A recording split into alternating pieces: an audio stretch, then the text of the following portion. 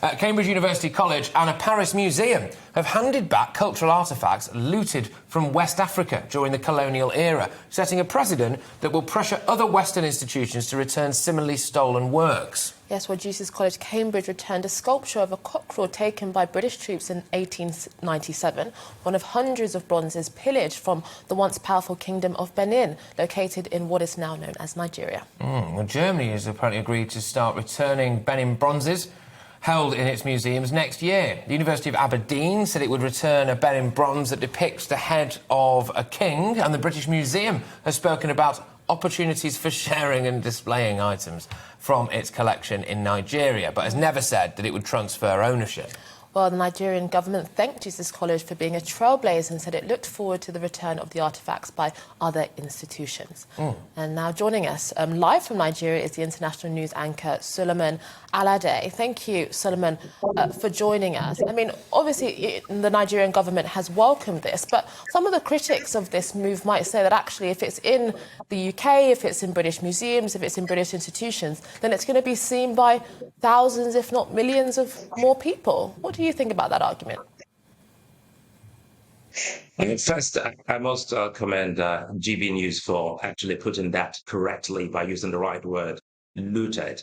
If that is correct, which is what it is, then you can then be talking about something that was stolen. So if you did steal something from someone, forcefully taking something from someone, then ultimately the right thing for you to do just to correct history and assuage pains of a people is to return them and ultimately also even apologize. Keep in mind, when this happened in 1897, over a century ago, it occurred when the Beninese, back then in southern Nigeria, were celebrating a festival called Igwe Festival. I'll tell you a little bit quickly here about that festival. It's a festival of pacification for the people, a kind of festival whereby the king, called the Oba, is not allowed to receive visitors that is non-natives. So when the British came at that point in time, he had sent emissaries saying, wait a minute, allow us finish this festival, then you can then come. But they came on and they took these things. That is why some people in Nigeria, across Africa, they still think that, it was a robbery, that was done, with arms. But and Sulaiman, these were actually, forcefully taken. Yeah, the argument. Sorry, I can't hear you. No, well, the argument, you mentioned some of the history of that particular artefact being stolen. But, for example, if it was in a museum or if it was in Jesus College, and actually that information potentially could be on a placard educating thousands and thousands of people, actually, by returning it, now loads of people aren't going to see it and potentially loads of people aren't going to know that story and that history.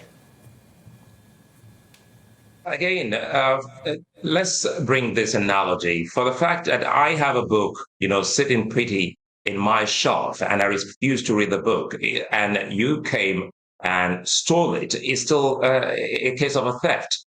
So it doesn't really matter if someone kept it this number of years and has. So what makes people think that these people couldn't have been able to keep it for this long? Another aspect we're missing out here is that these are just not artifacts. These, for many people, are their gods, their deities.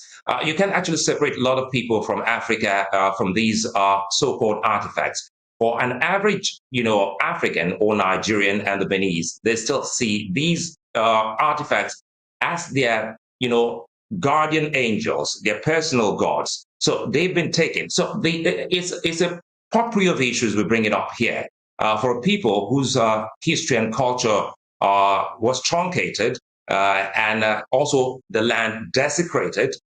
They still believe that now that Nigeria and the UK have both had this long, robust friendship over the years, it's high time these are returned. And, perhaps they should also be having another conversation to see that if there are anyone that will be staying back in the museum, see how they can have maybe a mutual understanding how those things can be left there.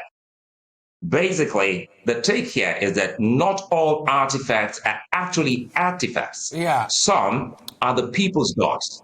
OK, look, hey, it's an interesting point, absolutely. I mean, this is a debate that's going to rumble on in this country, frankly, because of how much stuff we've nicked over the years. But you know, well, some people would say we shouldn't be giving things back. Some people say we should. It's nice to have your views. Sulaiman Aledeh there, who is an international news anchor